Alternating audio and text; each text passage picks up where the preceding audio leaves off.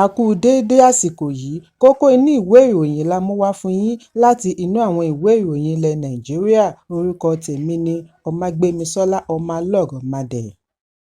Àwọn alámòójútó iléèwé Christ Methodist International School ní Ìsàwọ̀ agbègbè Ìkòròdú, ìpínlẹ̀ Èkó ti jáwé gbélé-ẹ̀ fún ọ̀kan lára àwọn olùkọ́ iléèwé wọn, Stella Nwadigwe, tí wọ́n fi ẹ̀sùn kàn wípé ó fi ìyà jẹ akẹ́kọ̀ọ́ ọmọ ọdún 3 Àbáyọ̀mí Michael. Lórí ẹ̀rọ abánidọ́rẹ̀ẹ́ ni ẹnìkan tí ó pe orúkọ ara rẹ̀ ní Dámidàmí 35 ti ṣe àfihàn bí olùkọ́ yìí ṣe ń fọ́ ọmọdé yìí létí. Àná Ọjọ́rú ni àjọ tó ń gbógun ti ìwà ìtàbùkù àti ẹ̀sùn ìbálòpọ̀ ní ìpínlẹ̀ Èkó fìdí ẹ̀ múlẹ̀ wípé wọ́n ti fi ọwọ́ ṣìkún òfin mú olùkọ́ yìí, bí wọ́n ti ṣàlàyé wípé àwọn fi ẹ̀mí ìmoore hàn sí gbogbo àwọn tí ó mú ìṣẹ̀lẹ̀ yìí wá sí gbangba, pẹ̀lú bí wọ́n ti ṣe àkọọ́lẹ̀ rẹ̀ fi tó wọn létí. Ìwádìí sì ti bẹ̀rẹ̀ lórí olùkọ́ ọ̀hún. Ọjọ́bọ̀ ni iléèwé kéde wípé àwọn ti jáwé gbélé-ẹ̀ fún olùkọ́ yìí nítorí ìwà tí ó hù ṣe lòdì sí ìlànà àti òfin iléèwé wọn. Lẹ́yìn tí wọ́n ṣe àfihàn ìhùwàsí yìí lórí ẹ̀rọ abánidọ́rẹ̀ẹ́, wọ́n ní àwọn tọrọ àforíjì lọ́wọ́ akẹ́kọ̀ọ́ àti òbí rẹ̀. Bákan náà ni wọ́n ti yọjú sí wọn láti tọrọ àforíjì. Àwọn sì ti ń gbé ìgbésẹ̀ láti bẹ̀rẹ̀ ìdánilẹ́kọ̀ọ́ fún àwọn olùkọ́ lórí àbójútó akẹ́kọ̀ọ́. Láfikún, wọ́n ti bẹ̀rẹ̀ ìgbésẹ̀ olófòófó whistleblowing system láti lè tètè ṣe àfisùn bí ẹnikẹ́ni bá kófìrí irúfẹ́ ìgbésẹ̀ bẹ́ẹ̀. Ẹ̀kúnrẹ́rẹ́ ìròyìn yìí wà ní ìwé ìròyìn Punch tó jáde lónìí.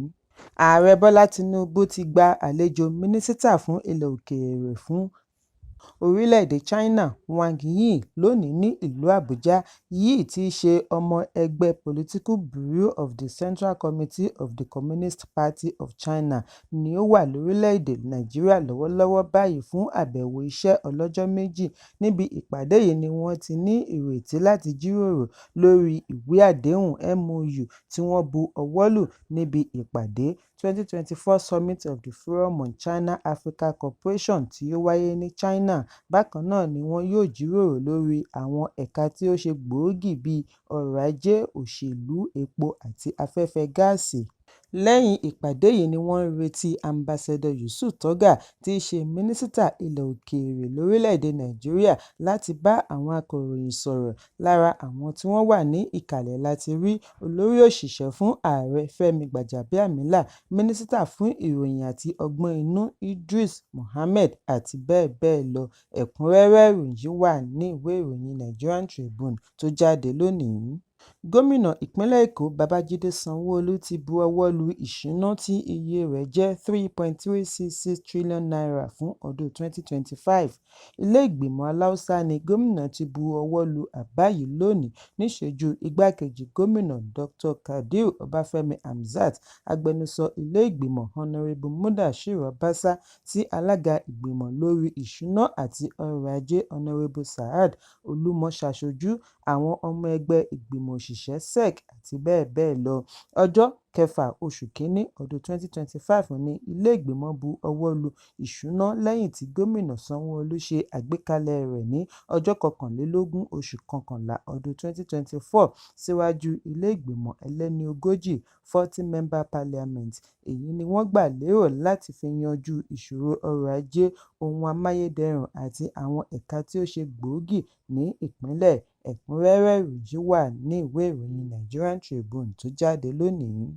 Àwọn afọbajẹ 5 ní ìlú Ọ̀yọ́ ti bu ẹnu àtẹ́ lu ìgbésẹ̀ gómìnà ìpínlẹ̀ Ọ̀yọ́ Ṣèyí Mákindé láti yan Aláàfin Ọ̀yọ́ tuntun, bí ó ti ní ọmọọba Lukman Gbádégẹṣin ni wọ́n ti yàn gẹ́gẹ́ bí Aláàfin àṣẹ̀ṣẹ̀yàn. Lára àwọn afọbajẹ tí wọ́n kọrò ojú sí ìgbésẹ̀ gómìnà láti rí Báṣọ̀run ìlú Ọ̀yọ́, Olóyè àgbà Yusuf Akínadé, Lágùnná ti ìlú Ọ̀yọ́, Olóyè àgbà Wàkíù Akíndélé àti bẹ́ẹ̀ bẹ́ẹ̀ lọ.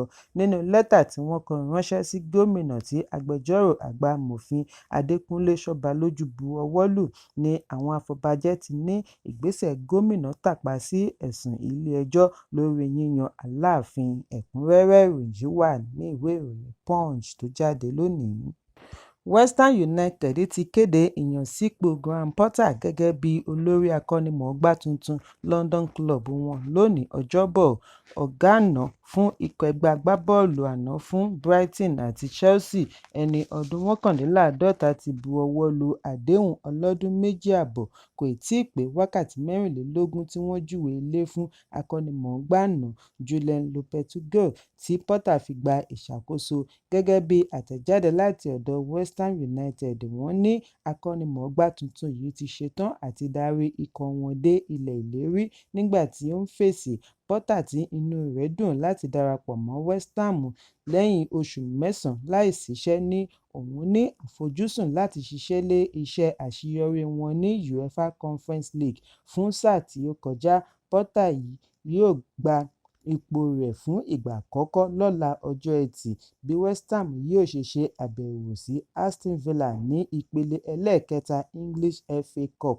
Ẹ̀kúnrẹ́rẹ́ ìròyìn yìí wà ní ìwé ìròyìn The Nation tó jáde lónìí. Kókó inú ìwé ìròyìn tòní kò ní jù báyìí lọ. Ẹ pàdé mi lọ́la fún àkọ́tún ìròyìn. Kí a tó lọ, ẹ má ṣaláì fi àkíyèsí yín ránṣẹ́ kí ẹ sì bá wa subscribe sójúnà wa lórí YouTube kí kókó inú ìwé ìròyìn lè máa tẹ̀ yín lọ́wọ́ ní kíákíá.